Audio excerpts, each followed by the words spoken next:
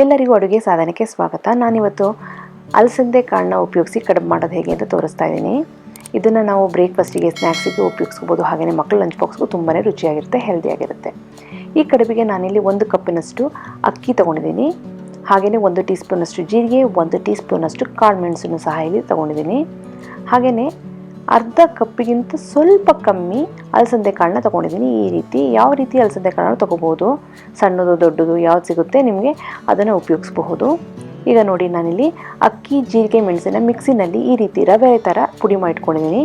ನೋಡಿ, ರವೆ ಥರ ಇರಬೇಕು ಈ ರೀತಿ. ಹಾಗೆಯೇ ಅಲಸಂದೆ ಕಾಳನ್ನ ಓವರ್ನೈಟ್ ಸೋಕ್ ಮಾಡಿಬಿಟ್ಟು ಕುಕ್ಕರ್ನಲ್ಲಿ 1 ವಿಸಲ್ ಇಟ್ಬಿಟ್ಟು ಈ ಥರ ಸ್ಮ್ಯಾಶ್ ಆಗಬೇಕು.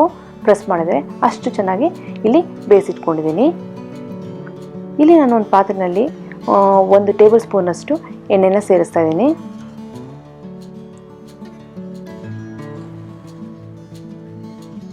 ಹಾಗೆಯೇ ಸ್ವಲ್ಪ ಸಾಸಿವೆ ಹಾಕ್ಕೊಂಡಿದ್ದೀನಿ. ಸಾಸಿವೆ ಚಟಪಟ ಅಂದಮೇಲೆ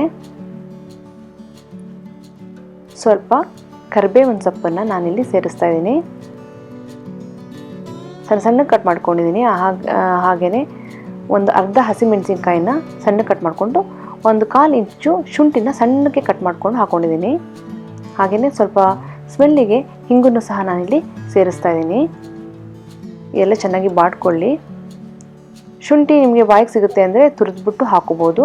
ಇಲ್ಲ ಅಂದರೆ ನೀವು ಲೇಟರ್ ಸ್ಟೇಜ್ನಲ್ಲಿ, ಕೊನೆ ಸ್ಟೇಜ್ನಲ್ಲಿ ಶುಂಠಿ ರಸನ ಸಹ ನಾವು ಸೇರಿಸ್ಬೋದು. ಬೇಡ ಅಂದರೆ ಬಾಯಿಗೆ ಸಿಗೋದು ಬೇಡ ಅಂತಂದರೆ. ಈ ಒಗ್ಗರಣೆನ ನಾನಿಲ್ಲಿ ಅಕ್ಕಿ ಪುಡಿಗೆ ಸೇರಿಸ್ತಾ ಇದ್ದೀನಿ. ಹಸಿಮೆಣಸಿನ್ಕಾಯಿನ ನೋಡ್ಬಿಟ್ಟು ಹಾಕ್ಕೊಳ್ಳಿ, ಯಾಕೆಂದರೆ ನಾವು ಆಗಲೇ ಮೆಣಸನ್ನು ನಾವು ಪುಡಿ ಮಾಡಿ ಇಟ್ಕೊಂಡಿದ್ದೀವಿ. ಹಾಗಾಗಿ ಹಸಿಮೆಣಸಿನ್ಕಾಯಿನ ನೋಡ್ಬಿಟ್ಟು ನೀವು ಖಾರಕ್ಕೆ ತಕ್ಕವಾಗಿ ಅಡ್ಜಸ್ಟ್ ಮಾಡ್ಕೊಳ್ಳಿ. ಈ ಒಗ್ಗರಣೆನ ಅಕ್ಕಿ ಪುಡಿ ಜೊತೆ ಚೆನ್ನಾಗಿ ಮಿಕ್ಸ್ ಮಾಡ್ಕೊಳ್ಳಿ ಈ ರೀತಿ.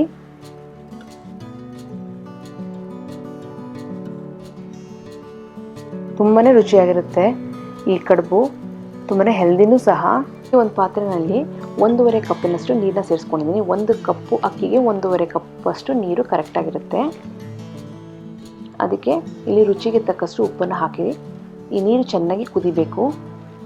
ಈಗ ನೋಡಿ, ಕುದೀತಾ ಇದೆ ನೀರು. ಈಗ ಆಫ್ ಮಾಡಿಬಿಟ್ಟು ನಾವು ರೆಡಿ ಮಾಡಿ ಇಟ್ಕೊಂಡಿದ್ವಂತಲ್ಲ ಅಕ್ಕಿ ಹಿಟ್ಟು, ಅಕ್ಕಿ ಪುಡಿ ಇದೆಯಲ್ಲ, ಇದನ್ನು ನಾನು ಬಿಸಿನೀರಲ್ಲಿ ಸೇರಿಸ್ತಾ ಇದ್ದೀನಿ. ಹಾಗೆಯೇ ಬೇಯಿಸಿಟ್ಕೊಂಡಿದ್ದಂತಹ ಅಲಸಂದೆ ಕಾಳನ್ನು ನಾನಿಲ್ಲಿ ಸೇರಿಸ್ಬಿಟ್ಟು ಚೆನ್ನಾಗಿ ಮಿಕ್ಸ್ ಮಾಡ್ಕೊತಾ ಇದ್ದೀನಿ. ನೋಡಿ, ಫ್ಲೇಮನ್ನು ನಾನಿಲ್ಲಿ ಆಫ್ ಮಾಡ್ಕೊಂಡಿದ್ದೀನಿ. ಸ್ಟವ್ ಆಫ್ ಆಗಿದೆ.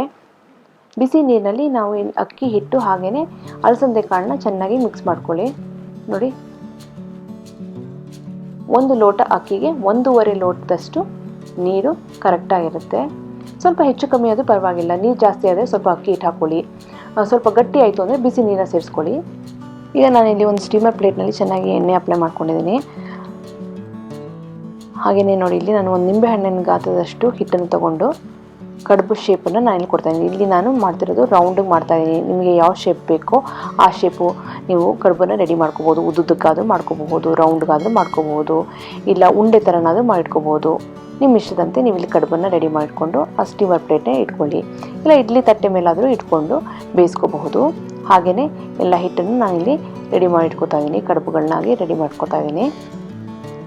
ಇದನ್ನು ಇಡ್ಲಿ ಪಾತ್ರೆಯಲ್ಲಿ ಇಟ್ಬಿಟ್ಟು 10 ನಿಮಿಷ ನಾವು ಇದನ್ನು ಮೀಡಿಯಂ ಫ್ಲೇಮ್ನಲ್ಲಿ ಚೆನ್ನಾಗಿ ಬೇಯಿಸಬೇಕು. ಇಡ್ಲಿ ಪಾತ್ರೆಯಲ್ಲಿ ಮೊದಲೇ ನೀರು ಕುದೀತಾ ಇದ್ದರೆ ಚೆನ್ನಾಗಿ ಅರಳುತ್ತೆ ಕಡುಬು. ನೋಡಿ, ಈಗ ನಾನು ಮುಚ್ಚಿಟ್ಬಿಟ್ಟು 10 ನಿಮಿಷ ಬೇಯಿಸ್ತಿದ್ದೀನಿ. 10 ನಿಮಿಷ ಆದಮೇಲೆ ನೋಡಿ, ಚೆನ್ನಾಗಿ ಬೆಂದಿದೆ. ಮುಟ್ಟಿದರೆ ಕೈಗೆ ಏನು ಅಂಟ್ಕೋತಿಲ್ಲ. ಹಾಗೆಯೇ ಕಡುಬು ನೋಡಿದರೆ ಚೆನ್ನಾಗಿ ಶೈನಿಂಗ್ ಹೊಡಿತಾ ಇದೆ. ಪ್ರೋಟೀನ್ ರಿಚ್ ಅಲಸಂದೆ ಕಡುಬು ರೆಡಿಯಾಗಿದೆ. ಇದನ್ನು ನೀವು ಬ್ರೇಕ್ಫಾಸ್ಟಿಗೆ, ಸ್ನ್ಯಾಕ್ಸಿಗೆ ಅಥವಾ ಮಕ್ಕಳ ಲಂಚ್ ಬಾಕ್ಸ್ಗೂ ತುಂಬಾ ರುಚಿಯಾಗಿರುತ್ತೆ. ಅಲಸಂದೆ ಕಾಳು ಹಾಕಿರೋದ್ರಿಂದ ಇದು ತುಂಬಾ ಹೆಲ್ದಿ. ನಾನು ತೋರಿಸಿದಂತಹ ಅಲಸಂದೆ ಕಾಳಿನ ಕಡುಬು ನಿಮಗೆಲ್ಲ ಇಷ್ಟ ಆಗಿದೆ ಅಂತ ಅಂದ್ಕೊಂಡಿದ್ದೀನಿ. ಖಂಡಿತವಾಗ್ಲೂ ಟ್ರೈ ಮಾಡಿ.